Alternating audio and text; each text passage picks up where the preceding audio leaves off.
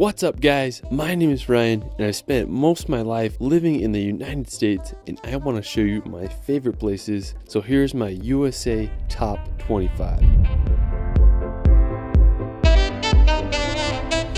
The US is an incredible country, from the beautiful Hawaiian Islands to the wild rock formations of the Southwest. Each part of the US has something unique to offer that deserves a visit. Let's start this video off at beautiful Lake Tahoe. I have to say that it's my favorite lake in the USA. Located right on the Nevada and California border, Lake Tahoe is the second deepest lake in America with a depth of over 1,600 feet. I mean, it's just absolutely massive. What I love about this lake is how clear the water is. I mean, it's just such a stunning blue color. It's also famous for having smooth granite rocks that peek out of the water. Now, a great place to go is Sand Harbor Beach. It's full of clear water and tons of Lake Tahoe rocks. It's an ideal place to swim and paddleboard. Me and my wife were there back in May. Now, while the water was freaking cold, it was still fun to go there and enjoy the scenery. If you do go, I'd recommend visiting in July or August so the water can warm up a little. After, we're going to head over to Yosemite National Park. Now, located about a 4 hours drive from Lake Tahoe, Yosemite is one of the most stunning national parks. It's famous for its massive granite cliffs, clear streams, and powerful waterfalls. One of the coolest features of the park is Half Dome. It's this gigantic piece of granite that rises over 5,000 feet from the valley below. One side is a sheer cliff, while the other half has the appearance of a rounded dome. One of the most famous waterfalls in the park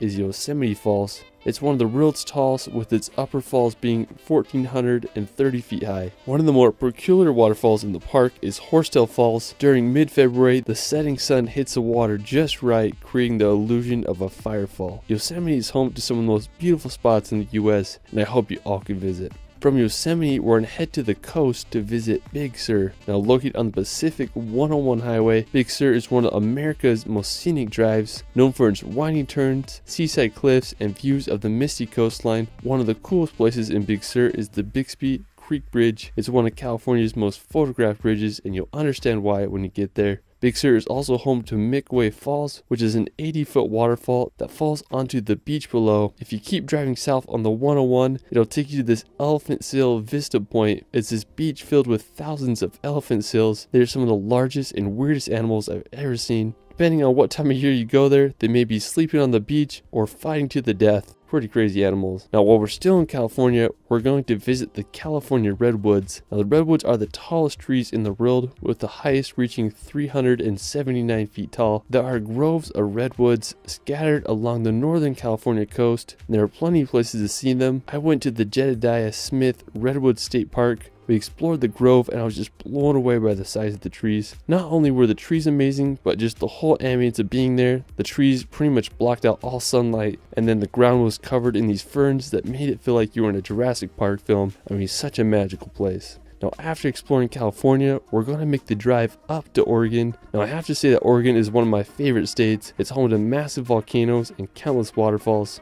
Me and my wife did a road trip through the state about a month ago, and it was extremely enjoyable. Oregon is home to some of the best coastline in the USA. I highly recommend just driving down the 101 Coastal Highway. One of my favorite stops was this place called Meyer Beach. It had these massive rocks, and we had the beach all to ourselves. Another scenic spot is the Samuel H. Boardman Scenic Corridor. It's one of the most beautiful spots on the Oregon coast in my opinion. If you keep driving up the 101, you'll reach Cannon Beach. When you think of Oregon, you might think of Cannon Beach. I remember first seeing this place on Steven Spielberg's movie The Goonies, and I've wanted to go ever since. It's famous for its haystack rock. It's this massive 235-foot sea stack that shoots out of the ocean. In 2013, it was listed as one of the world's 100 most beautiful places by National Geographic, and I totally understand why. It's a wonderful beach to relax or jump in the water if you can handle the cold. After Oregon, we're going to head up to neighboring Seattle. Located in the state of Washington, Seattle has to be one of my favorite cities. I just love how it's built right on the Puget Sound, contrasted with a skyline full of skyscrapers and a backdrop of the massive Mount Rainier. Now, one place you gotta visit if you're in Seattle is Pike's Place. It's a public market that has been open for more than 100 years. It's full of fresh produce stands,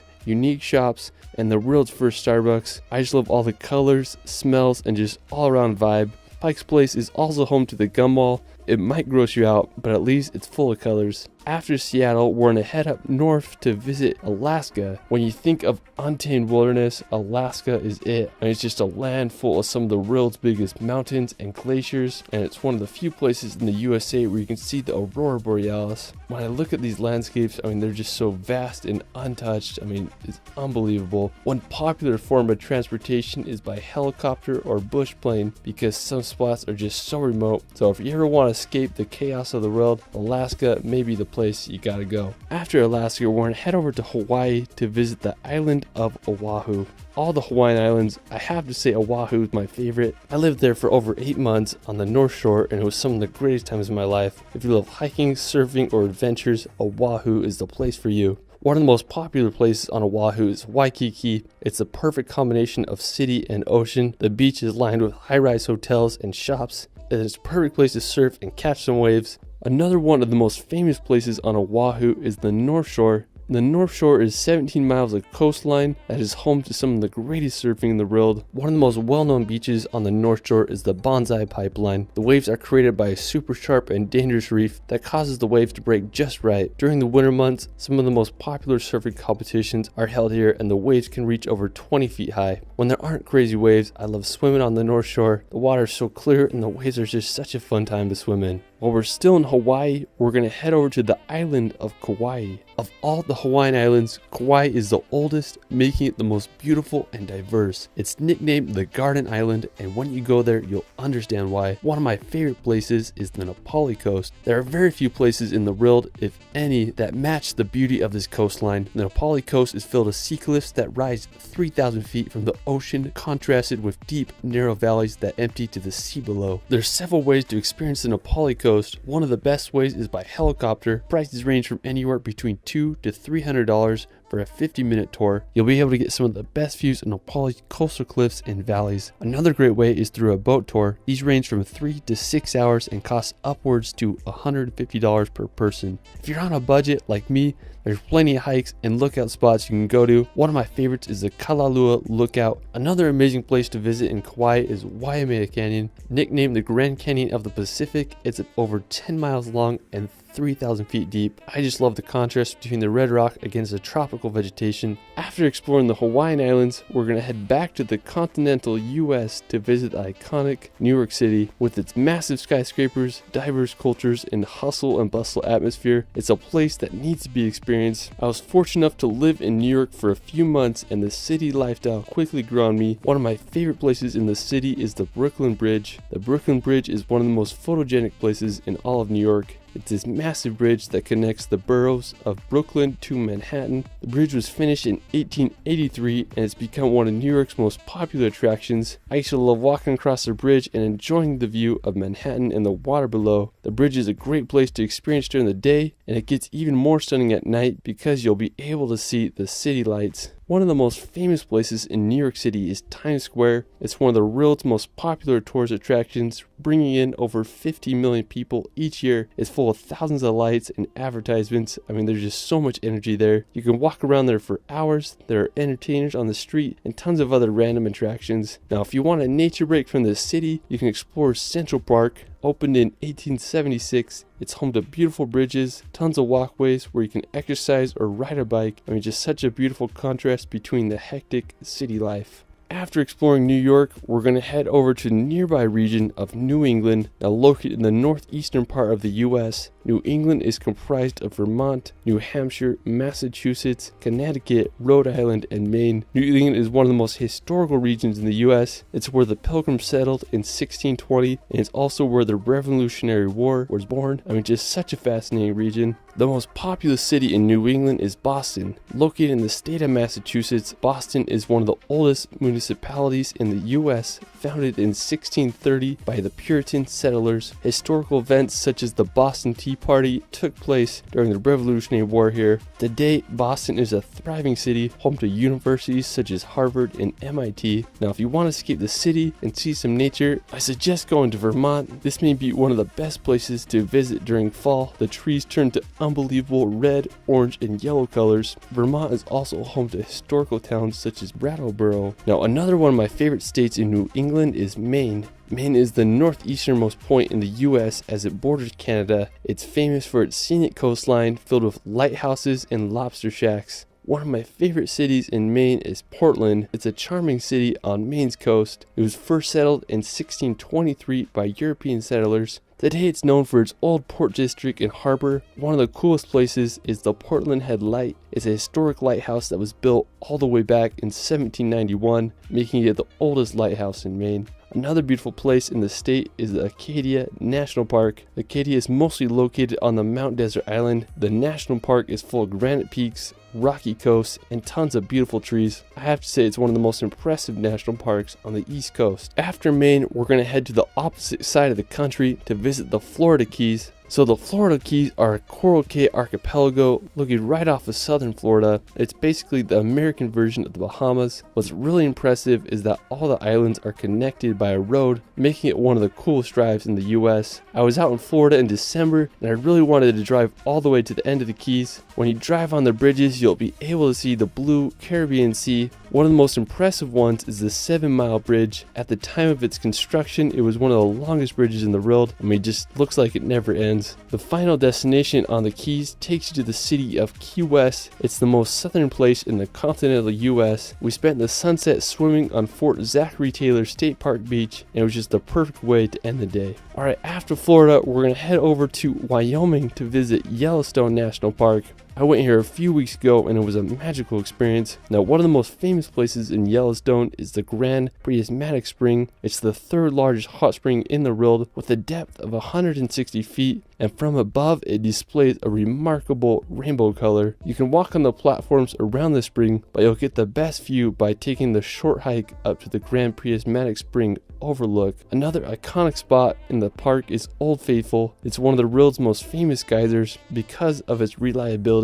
It erupts around every 90 minutes and the boiling water can reach 185 feet high. You can also make a drive out to the Upper Falls. It's one of the most powerful waterfalls I've ever seen. Another less popular but just as stunning spot is Mammoth Springs. I went there first thing in the morning and it was magical with all its mist coming off the hot spring terraces. Now, while we're still in Wyoming, we're going to head over to the nearby Grand Tetons National Park.